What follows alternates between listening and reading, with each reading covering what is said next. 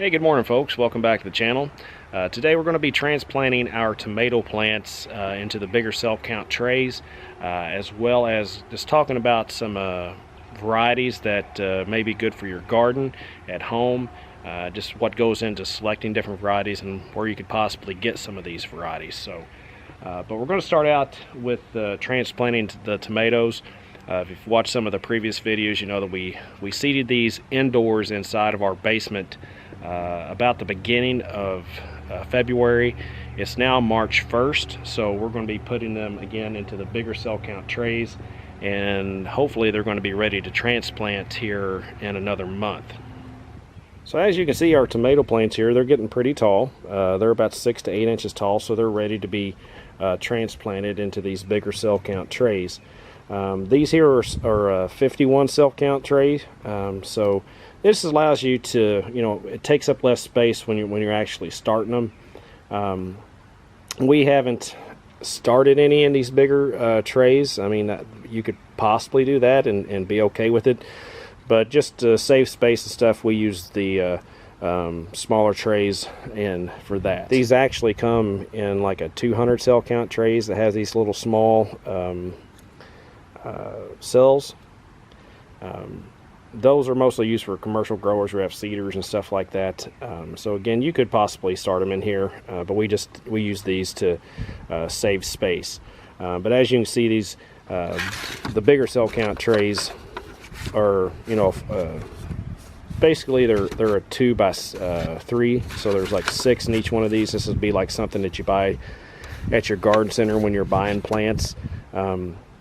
So that's what we're going to be transplanting them into. There's 36 cells in this tray, and you can kind of see this is the tray we were using last time. This is a 50 cell count tray. I've seen tomatoes transplanted in here, but we like to use these, especially since we're going to be hand transplanting these into the ground. There's going to be more material as far as potting soil inside these, so it's going to the roots are going to develop more. And when they transplant, it's just going to be less of a shock when you transplant them in the soil. But the procedure that we're using here to fill up the trays are pretty much real similar as you saw in the video. We're just going to, you take the tray, you put it down here, you throw dirt in it, and you just kind of wipe off the top. The one different thing that we're going to be doing here, we're not actually using a dibble. I just took my finger and made a hole down in the middle of each cell, and then we're going to pull one of these guys up and just push them down into the cell, make sure the roots are covered up, just like that. So now he's going to have some more room to grow. He's got a bigger cell here to create more roots, which is important when they're getting transplanted into the ground. So I hope you guys can see that okay, because I know it's kind of bright out today, so we're fighting the lighting a little bit. One tip I will say before you start transplanting is you want to make sure you wet these down and make sure the soil is good and moist. That way, when you're pulling these out, you want to try to get all the dirt with it. That's something that's always necessary. It's not going to necessarily kill the plant if you don't get it all up, but it is going to help. But as you can see this plant here, hopefully you can see how the roots are developing. So by putting them in this bigger tray here, their roots are going to develop even more because they have more dirt to adhere to, the roots or go down into. Now the potting soil that we used for this application is actually the Scott's Miracle-Gro potting mix. We didn't use the Sun Grow. I know I said I didn't like this last time, but for starting seed, I really don't like this because the material is a lot more coarse. However, the coarse material does allow for more moisture, to actually holds moisture longer. So it's good for these type of applications. I just don't particularly like it for starting seed.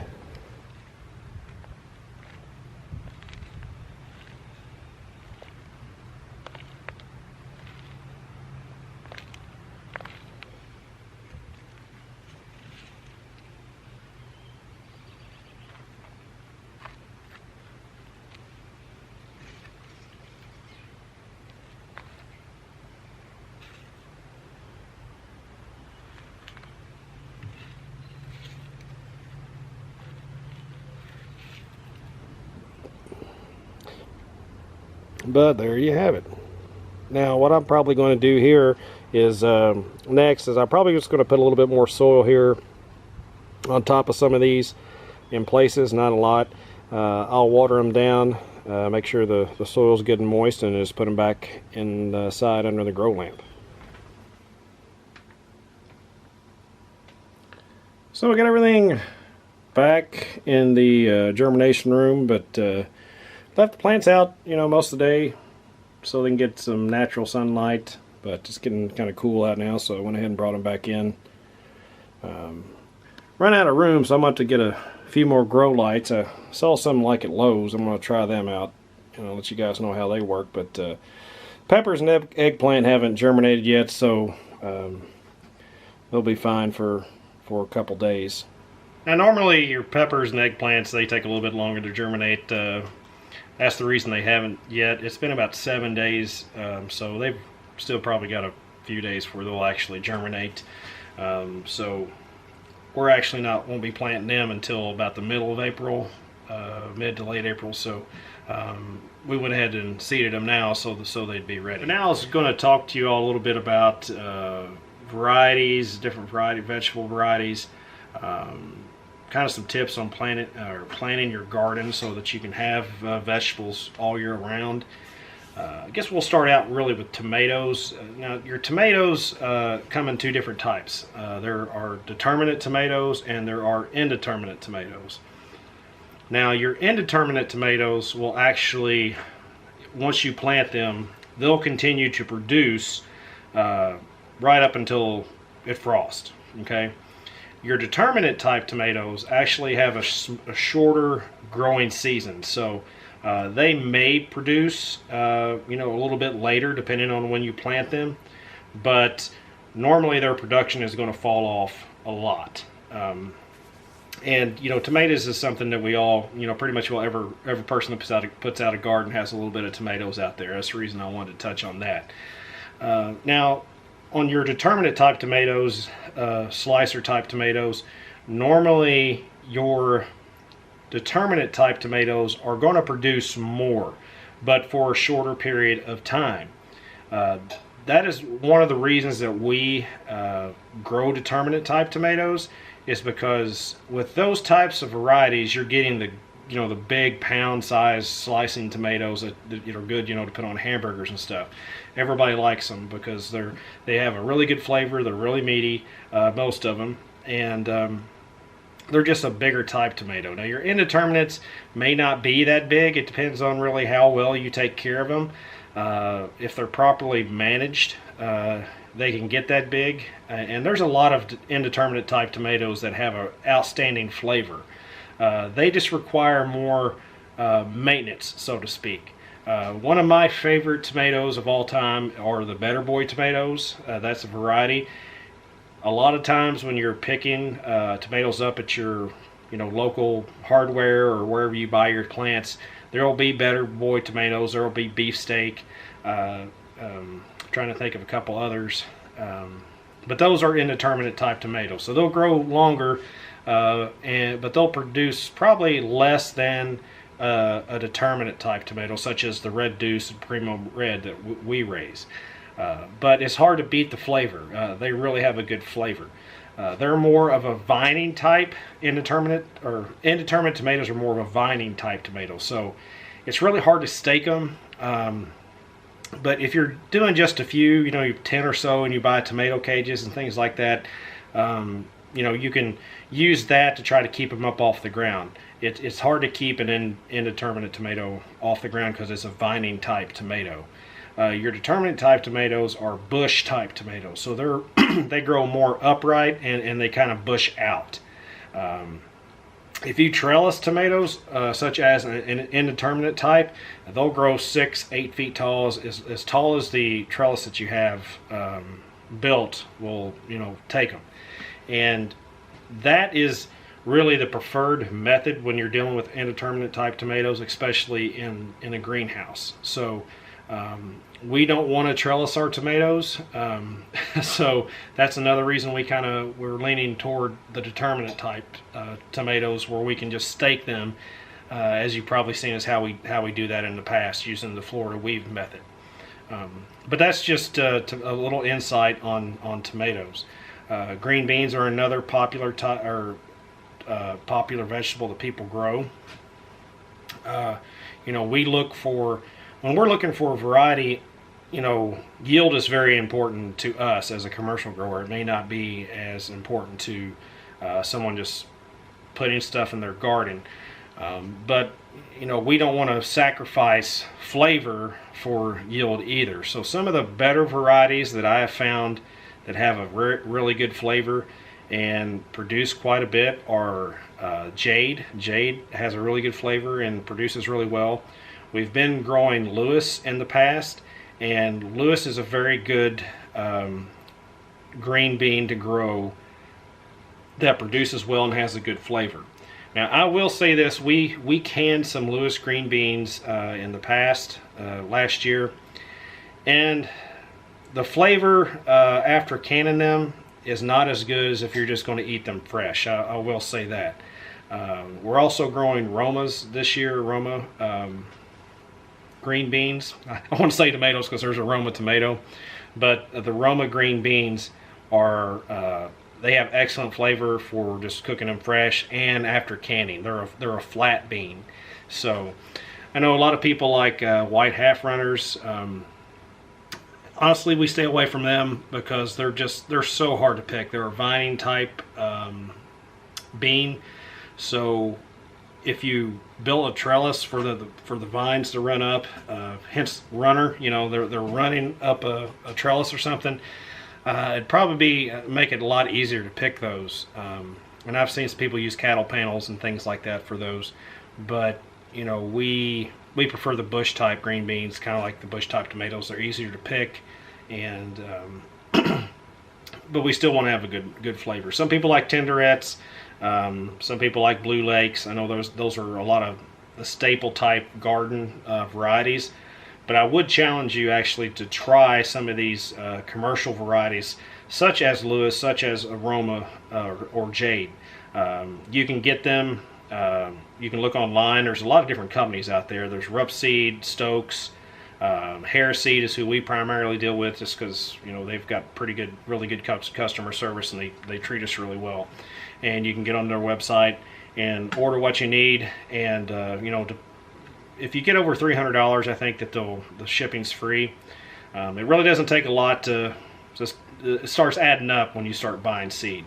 I will say that these commercial varieties are a little bit more expensive, but you know, that extra money that you're paying, you know, you're going to make up for that in things such as yield. You know, so when I say that, you know, you have to plant less of something to get the same amount that you would of something else. So if I planted a Roma or a Jade, I'm going to get more green beans off of those plants as opposed to if I planted tenderette.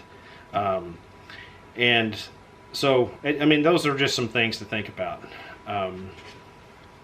Also, like sweet corn, you know, our sweet corn's pretty, we're kind of known for our sweet corn. The variety that we raise is called Obsession, and it's very expensive. It is not cheap. A lot of people like peaches and cream and a lot of different varieties out there. You know, it depends on what you like. Now, there's different types of sweet corn. There's, you know, your non-GMO, then your GMO sweet corn. There's S1 super sweets, S2 super sweets. So when I'm talking about that, like your S1s, or just, and then there's actually also super sweets, I believe. So your super sweets are not going to be as sweet as, say, your triple sweets.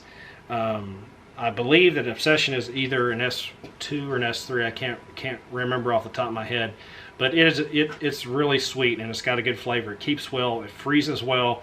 It is just an all-around good corn. I mean, we've froze Obsession sweet corn for the past several years, and every time that you unfreeze it and you put it in the skillet if you want to fry some or just boil some, it tastes exactly like it did when we picked it out of the field. It's really amazing how it does that, but it's a really good sweet corn. Now your things like peaches, cream, and bodacious, they are either a super sweet or an S1 super sweet, so you're not going to get that really sweet flavor that you get out of, say, an Obsession. Or another one, a popular one, is called, I'll think about it in a minute, Anthem. Anthem is another very popular sweet corn out there right now. So, you know, if you got something you like and you want, you know, just stay with it, you know, by all means stay with it. But for us, you know, when I eat sweet corn, I want it to be sweet. And like Obsession, I can eat it without butter or anything. I could eat it raw out of the field, and it's still as good as it was if you like cooked it. So some of the other varieties, they just don't have that ability to do that. Some other varieties, you know, cucumbers and you know, squash and things like that, you know, that's not a vegetable a lot of us eat a lot of, I don't think, but you really can't go wrong with any variety of squash, because mainly all squash plants produce quite a bit more than you can actually eat if you just put out 1 or 2 in your garden of each plant. And you know, that's pretty much what's going to do your whole family if you've got a family of 4. So, you know, looking at yield at that standpoint, the variety is not that important. Same thing with things like onions or peppers. It depends on what you like. Revolution, again, is a really good pepper for us. If you can find that, you can either, you know, buy the seed and germinate them yourself like we've been doing, or find them at your local garden center or whatever. They're a really good bell pepper. They get, you know, most people, I think, when they want a pepper, they want a, you know, big giant size pepper, especially if you like doing stuffed peppers or anything like that. Revolution is a good pepper for that. So I don't really want to bore you guys by going on and on about different types of varieties. I just wanted to give you a little bit of insight on how we choose varieties. So if you'd like me to go into more depth and just make a video on just varieties, you know, I'd be more than happy to do that. But again, you know, I don't want to bore you guys to death on that. We'll kind of move on to a different topic because this video is kind of running long, and if you're still with us, then glad you guys are here, and I hope you're getting something out of this. When it goes into planting your garden and what you want to plant, like I showed you on that spreadsheet in the last video that I made, you know, if you want a garden that's going to produce all year long, it does require a little bit of planting, because most vegetables have a window to when they kind of stop producing as much. Just like anything, you know, it has a lifespan. If you're dealing with like determinate type tomatoes, that's usually about 8 weeks when production starts really dying off. So we divide our planting of tomatoes up into 3 different plantings. We've got an early planting, mid-year planting, and then a later in the year planting. And that way we can have fresh tomatoes from May all the way up till, you know, at frost. So that's one thing to think about. And when I talk about that, it's really hard to tell you like actual dates you need to plant these, because it really depends on the maturity date of the type of tomato or any plant that you plant. And when I talk about the maturity date, on any seed package, you'll see there's a date on there. It says a maturity date. And let me grab one and show you what I'm talking about. So these are our Primo red tomatoes, and I'm not sure how well if you guys can see that, but if you see there, it says 72 days from seeding. So what that is telling us is that once we seed these and they germinate, and after they germinate and plant it, 72 days later we should have tomatoes being produced on the vine, or on the plant in this case, because it's a bush type tomato. We also know that on our determinate type tomatoes, we have about an 8-week growing season before production starts falling off. So we want to schedule our next planting so that when these are dying off and producing less, the other tomatoes will be coming on. So in this case, we're planting these in the greenhouse in April. They should start producing in June. That means by the end of July, they should probably start falling off in production. So we're going to have our next planting of tomatoes somewhere probably around May, mid-May, you know, so that when the first planting is dying off, that the next planting is coming on. Hope that makes sense. So we do that with all of our vegetables. We look at the maturity date and we kind of plan accordingly to whatever that maturity date is. From seeding to planting in the greenhouse or in the field, and when that variety is when that production starts falling off, we'll have another plant already planted that's coming on. So that provides us with vegetables all year round. So, as far as where to get things, you know, there's always garden centers and things like that. You know, the one thing about garden centers, they're great, and we've used them in the past too, but the trouble that I've always run into is I can't always find the variety that I'm looking for. So that is one of the reasons that we started germinating our own seed. That way I can have what I want when I want it, and plant it when I want to plant it, instead of you know, running around 3 different places trying to find what I'm looking for. Again, there's a bunch of different places that you can go and find stuff. I like Harris Seed because they got good customer service, and not only do they have seeds and plants that you can even buy plugs through them, but they also have all this other supplies that you need, that you want. They have potting soil, they have the trays. You know, if you're looking for a one-stop shop, it's a good place to go. And I'm not sponsored by Harris Seeds by any means.